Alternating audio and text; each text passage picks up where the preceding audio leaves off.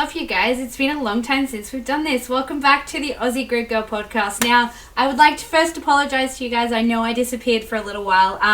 I started a new job. I moved house. I got really busy. I'm so sorry. I was still really active on TikTok, so if you don't follow me on TikTok, you're missing out.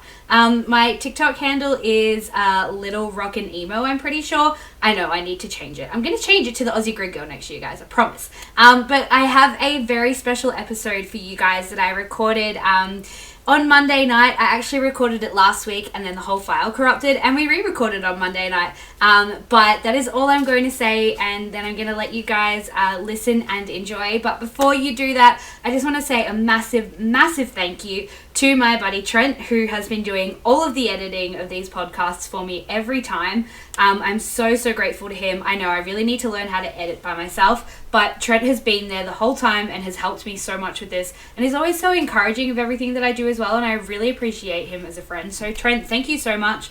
And also a massive thank you to my buddy Aaron Bateman, who recorded the intro music for me. I hope you guys have been enjoying the intros during the podcast. And I'm just going to let you guys know that next year, planning on doing a podcast after every race. Look, I know sometimes races are really close together, so I'm going to try and maybe compact those into one episode, but where there's gaps in the season, I'm going to try and do one for every race.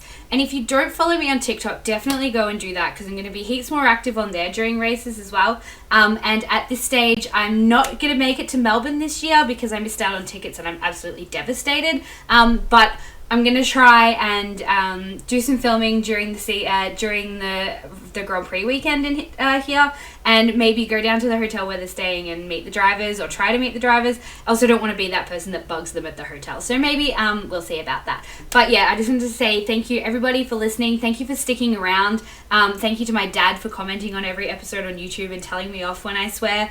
I hope you guys enjoy this episode. I hope you guys have an amazing Christmas and New Year, and I will see you after the winter break. Take care. As you guys can see, this is a little bit different version of the Aussie Grid Girl today. Today I have a special guest. Got two Aussie Grid Girls. I'm not sure people want to see me in tight clothing on the grid, but yeah, nice to be here. How you doing? You all good? I am well, thank you. Got my McLaren mug going on. I see you've got your Team Redline Red Bull shirt on. Got to represent, got to wear the uniform. Seriously, Redline merch though. When's that going to happen? Oh, don't. It's it's a topic I bring up quite on the regular. Like it's difficult. But they've got some logistic issues, I think. But I'm sure it'll come eventually. It should do anyway. So speaking of Team Redline, that is how I met the wonderful Luke Crane that you guys can see along here with me. He is the new stream manager. Well, not new stream manager, but contract extension stream manager of the Team Redline streaming team. And if you want to introduce yourself as well, Luke, and tell my lovely viewers who you are. Yeah, that new contract extension gave me a job title, which is always good, because beforehand I was just the general dog's body. So yeah, I run the stream management for Team Redline, which is Max Verstappen's sim racing team.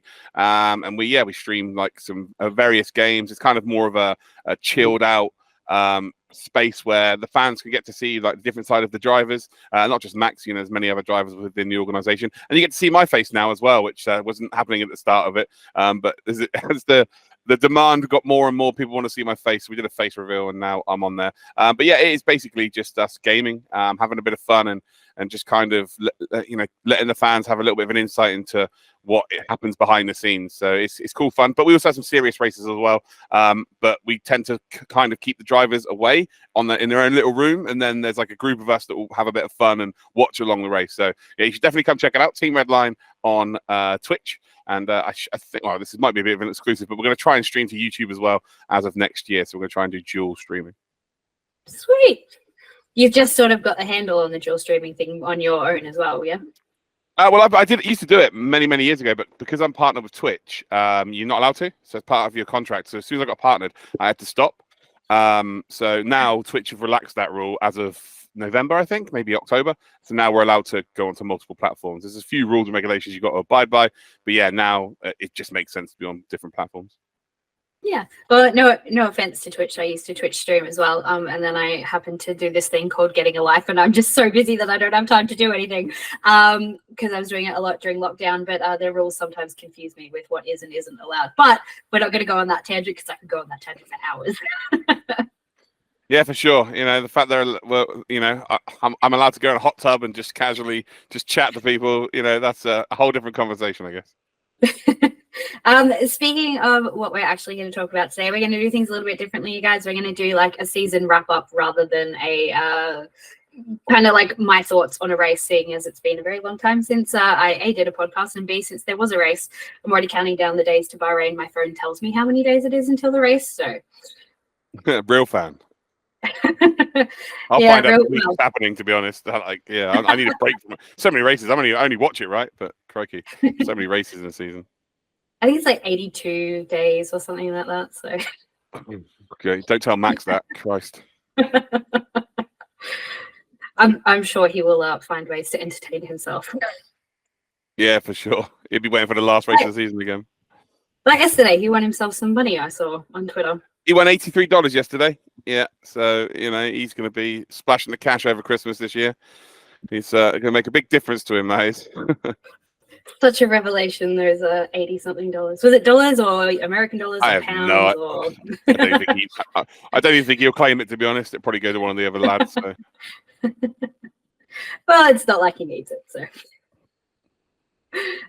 So arguably, well, not really arguably, because he was the only one that kind of stuck around for the whole season. Best rookie of 2023 is Oscar Piastri. Yeah, there's no argument with that. I think thinking who else was a rookie this season. We had Logan Sargent was a rookie, right? Didn't have the greatest season. Actually, the back end of the season started to pull his finger out, I think. But when you're up against someone who's as experienced as Alex Albon, who's gone through what Alex Albon's gone through, very difficult to beat them in a car that isn't really that competitive. It's just really quick in a straight line. You could maybe throw a case out there for Logan Sargent, but yeah, Oscar Piastri's been the standout. I'm trying to think who else is a rookie this year now. Well, we sort of had Nick de Vries for part of a season, and then Liam Lawson. Yeah. And as far as rookie races go, for the time that he was in the car replacing Daniel Ricciardo, he was extremely impressive. So yeah, I think Liam Lawson definitely needs a shout out there for sure. I worked with Liam when I worked at DTM actually. A really really nice chap, and sometimes when you meet someone, you look at them or you get the understanding that this guy's going to be a superstar. You just get it. And he has that aura about him, does Liam. So I think it won't be too far from him getting his proper chance, and he will take that championship on by storm, because he grabbed that car by the nuts, if you like, and just dragged it to results. And, Yuki was probably looking, going, oh, hold on a minute, what's going on here? Like, Liam hasn't been driving this car. And then all of a sudden, both the drivers, once Liam was out of the car, started to perform a little bit better. So, yeah, I think he was actually a massive for the team. So you could maybe throw that argument out there for him to have a shout of Rookie of the Year, but Oscar was really, really good. Got a sprint win as well. Absolutely. I think even like you could say that like Oscar is, the Rookie of the Year, followed closely by, and it kind of sucks for Logan, but Liam was more impressive in the races that he was in than Logan was during the season. But he's very new. He's only had a year in the car. Hopefully, next year he's had his contract extended, obviously. So we'll see how he kind of adapts to the car next year. They say pressure makes diamonds, right? And I think Logan knows if he doesn't have a good year this year, it's probably his F1 career over. As horrible as that may sound, and that's a cutthroat business. That's how Formula One works, I'm afraid. There are lots of Formula One drivers that have been in a car in Formula One, but there's not very many that people remember, because it's very difficult to have a longevity in that series.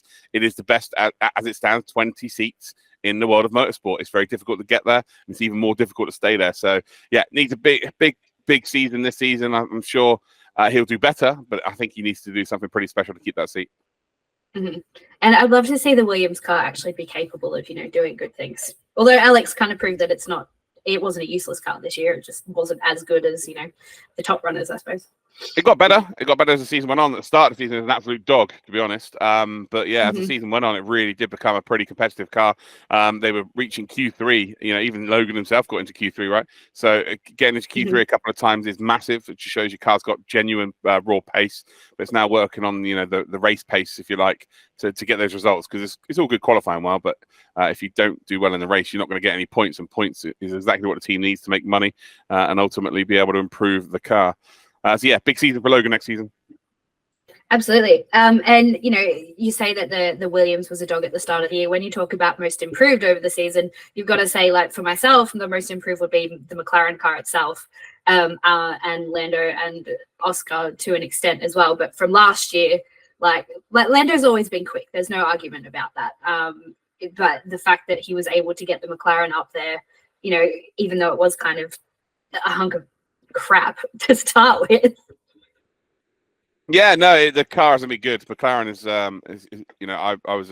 I love the silver McLarens back in the day, the chrome McLarens. They were lovely to look at. So always had a bit of a soft spot for a McLaren. I'm someone who hasn't really. I've had a few drivers that I supported.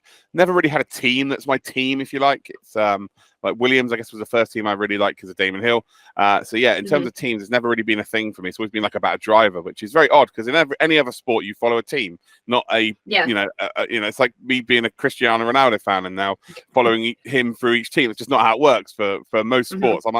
I'm an Arsenal fan. I've had some disappointment in players leaving, but yeah, you stick with your team. So yeah, I think McLaren have been the most improved for sure. I don't think any other teams really improved over the course of the season. To be honest, they kind of stood still, or they've gone backwards. So McLaren, I guess, were probably the second best car near the end of the season, very close with Mercedes. Ferrari they went backwards a bit. I guess they were the second best car at the start of the season. Aston Martin, I guess you had an argument for them to be the second best car at the start of the season, but they ended up being a midfield car. Alfa Romeo, do we even remember them being in the championship? Like they're just kind of just nothingness each and every week. Williams improved to a certain extent, but other than that, it was really everyone kind of stood still. I think Red Bull got caught a touch, but their car was just so superior from day one.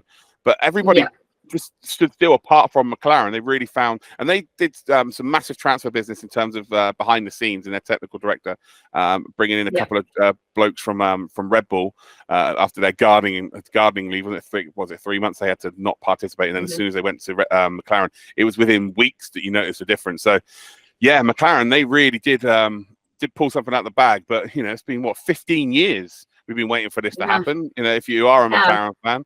Because there has been some awful cars, like not even just performance to look at. When Alonso was there, the grey car, so bring that one back. That's a horrendous looking thing. But yeah, they've just not had a good car for a very, very long time. Yeah, and Lewis was the last one to win a championship in a McLaren in 2008? Was it in the McLaren in 2008?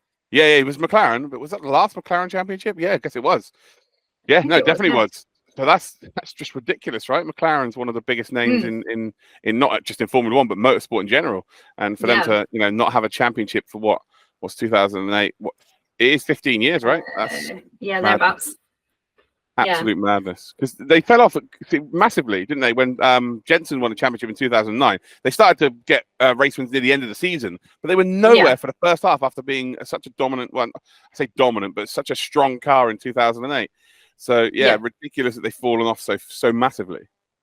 Yeah, and I just think Ferrari need to get their shit together with their strategy, or they're going to lose both their drivers. I think. Well, Charles just reportedly signed a new deal, so I think they've got him signed on. I'm not sure they'd be too worried about Sainz moving on. I think they'd like to bring in like another child from sort of 4 years ago, another young Ferrari protege. So yeah, I'm not sure they'd be too worried about that. In all fairness, although Carlos has done a relatively good job, I think he's had a couple of wins potentially taken away from him because of, like you said, the strategy calls. But there's something underlying at Ferrari that really just holding them back. It's almost like someone is. It's like they're either a Red Bull fan or a Mercedes fan employed by Ferrari, and they're like, "I'm sneaking." They're not winning this week, but in Ferrari colours. So yeah, it's very. Considering how ruthless they were in the late 90s, early 2000s. Oh God, yeah. In my memory, and they were in the 80s and the 70s. I don't remember these times, but they were ruthless. Like Ferrari is Ferrari, right? They don't enter anything unless they can win. So to see them being like they are is just mind blowing. Yeah, and it's been almost as long for them winning a championship as it has for McLaren, because that would have been Kimi Räikkönen in 07. So, well, it's been longer. Yeah, it's been 1 year longer, I guess. That's almost. I was going to say almost as long as I've been alive, but it's about half my life rather than as long as I've been alive. Hey, we all like to try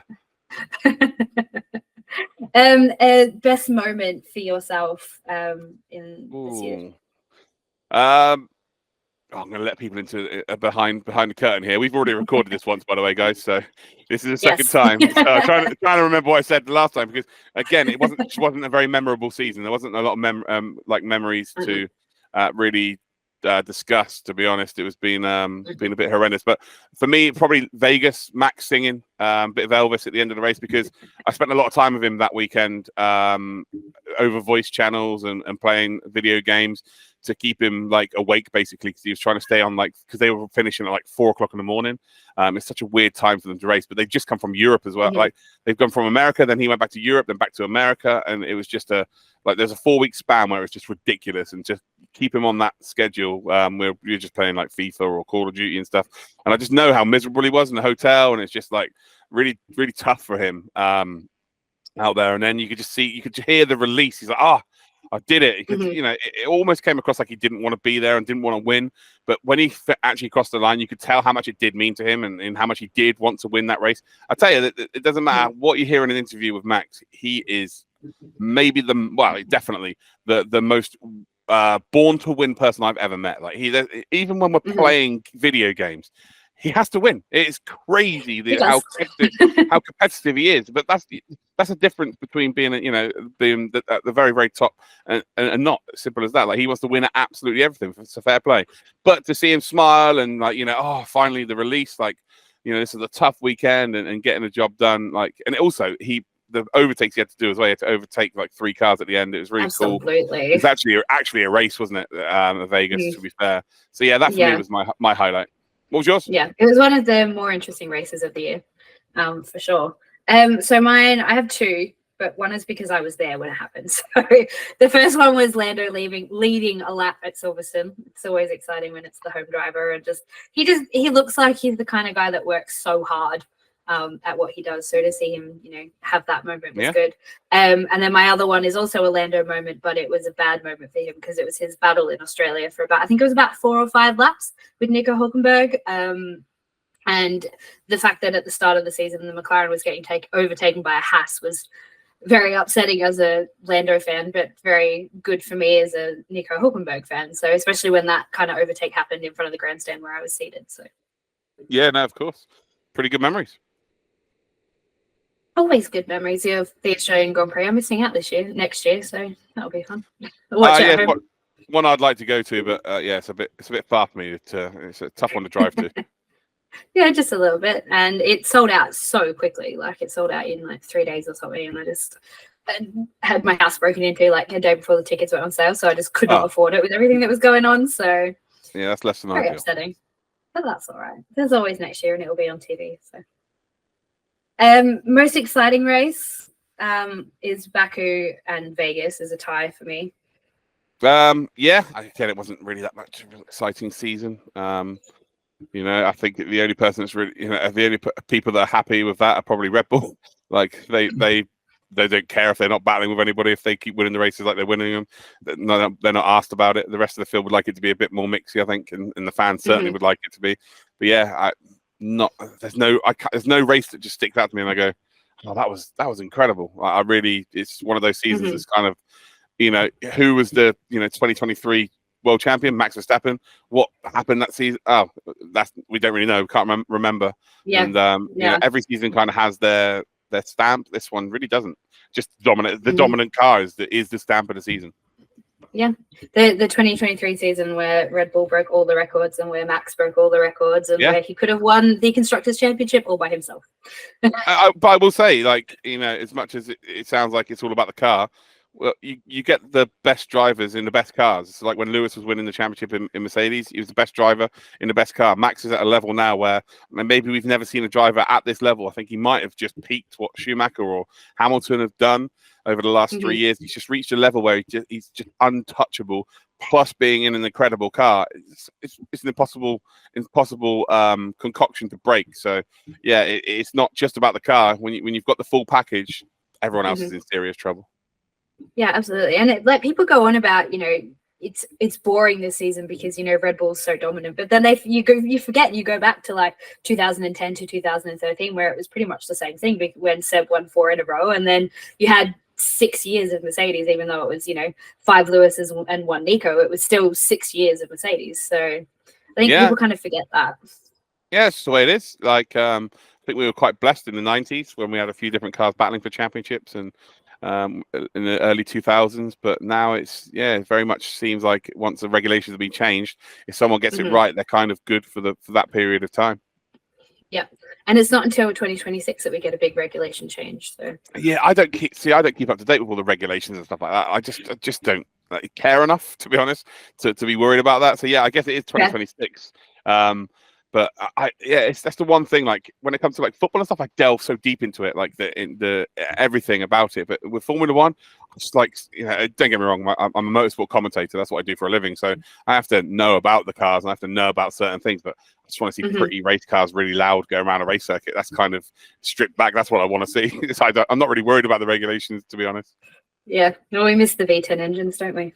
Oh yes. They were just, you used to be able to drive around. I've actually driven around the track in Melbourne twice in the last 2.5 weeks, driving home from work, driving in the wrong direction. Not the wrong direction as in traffic, as in the wrong direction to the track.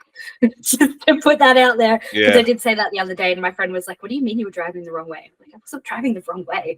And you used to be able to kind of be, anywhere within 2 kilometers of that track and being able to hear the V10s. And you hear them a little bit now, just, not so much. So.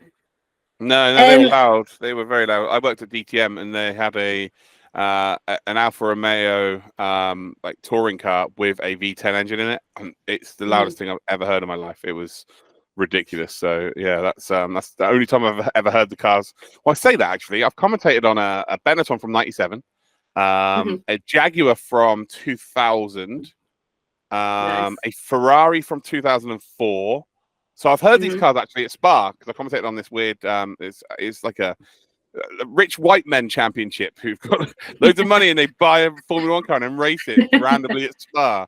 Like, yes, I've got to commentate on some unbelievable. So I have heard them in real life, and they are bloody loud. But yeah, this Alfa Romeo touring car, I've never heard anything louder. So yeah, that was I love a loud engine. Yeah, and we touched kind of briefly last time on like funny moments. For context, guys, we recorded this once before and then the whole file corrupted, and that's why we're doing it again. But like funny moments. And I realized I didn't talk about Max joking about almost knocking himself out during the race. I don't remember what race it was. Yeah. No, that's funny. I think him and GP's them two having a lover's tiff for about 3 weeks during the season. That was funny. It's the period where they just fell out of love a little bit.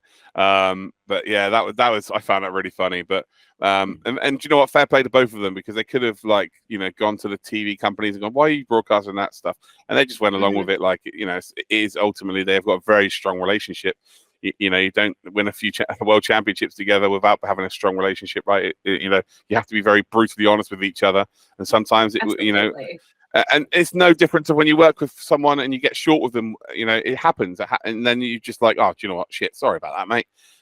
But these guys are just doing it at 220 miles an hour. Yeah, exactly. Quite literally to within an inch of their life most of the time.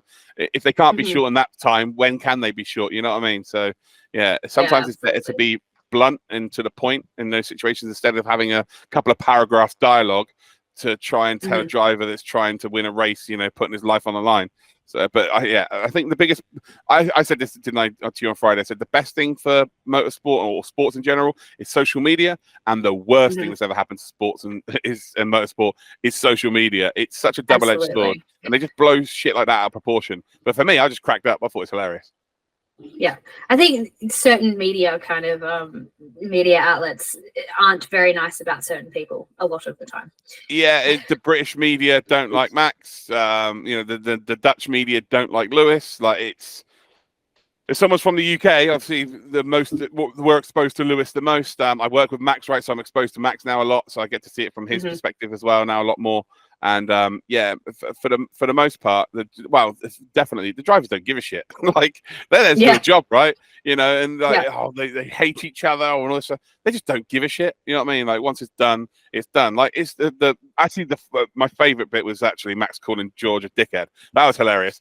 But they're playing paddle the next day. You know what I mean? Like it's done and dusted, but the media will keep on about that for I think it's 6-7 weeks. You're still seeing it. Oh, there's beef between Max and George. No, they're playing paddle the next day, mate. It's just the heat of the moment. They're allowed Oh, to. absolutely. They're allowed to. Oh, God, the amount of times I call my mates dickheads is ridiculous. You know what I mean? Like, it is what it is. Yeah, it's a bit of a stronger word in Australia, but that's because we call our friends by that I was word anyway. So. I was just being polite on the broadcast. We don't have to be polite. I get in trouble from my dad when I swear on this podcast, but you know, I don't want to get in trouble with your dad, so I'll try and keep it PG. Any predictions for next year? I think it's going to be a lot of the same, right? Mercedes, I think it was race one, wasn't it? They went, our car isn't good enough for this season. We know that now, and they were very, very much demoralised straight away. So I would imagine they threw the idea away of 2023, and they were working on a car for 2024 straight away. They have the powers and the money to do that. So yeah, I'd be surprised if they didn't improve. Ferrari, I think they genuinely thought they had a shot, so they would have waited a bit longer to go out there and work on the next car. Red Bull, they were done and dusted nearly halfway through the season. They would have known that this championship was sewn up, so they would have had plenty of time to figure their stuff out for 2024. So I expect them to have a monster car again. Aston Martin, I don't expect them to be anywhere near, to be honest. I think they kind of got lucky with how they were at the top sharp end of the grid, and then they just fell backwards. I just don't think they have the right people to keep the progression. Be interested to see what Williams do. I think McLaren are going to be right up there. It'd be great, wouldn't it, to see Red Bull, McLaren, Ferrari, Mercedes, battling it each and every week. You have no idea which one of the 8 cars is going to be P1 because, they're all that level. But I think even if the cars are close, it's very difficult to see anyone beating Max still. Like, I think he's on that level now.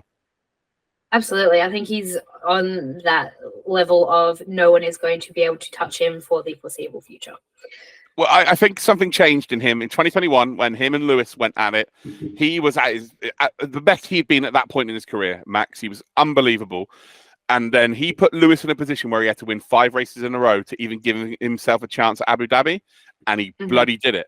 And then Max realized then that what he was doing wasn't good enough. He still needed to go up another level.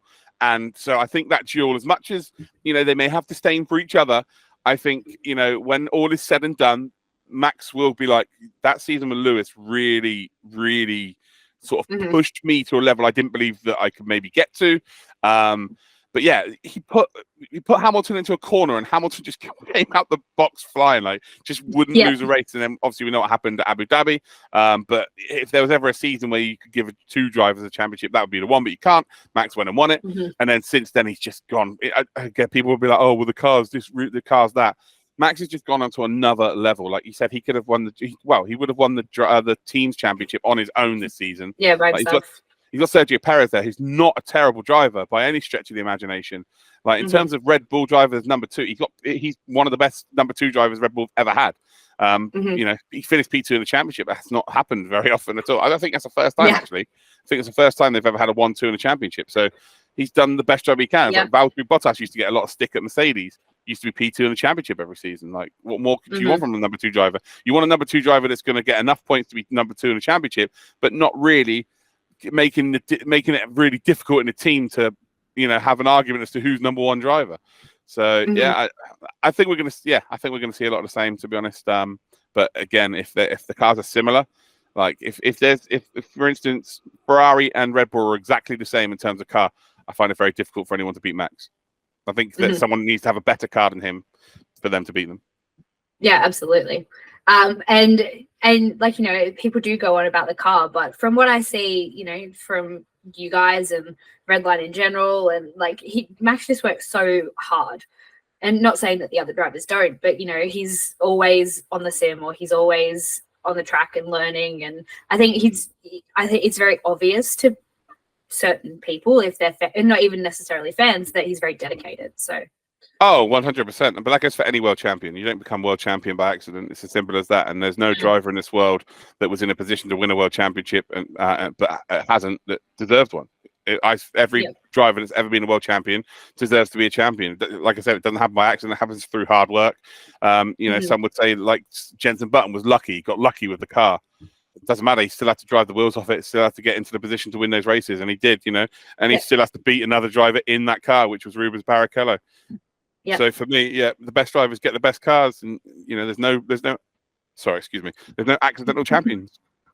Yeah, and I think Jensen had to, it was a big not a personal loss per se, but like with everything that happened with Braun at the time, like he was sort of in an impossible position and didn't have to stick around, but he did, and then drove the absolute wheels off the car.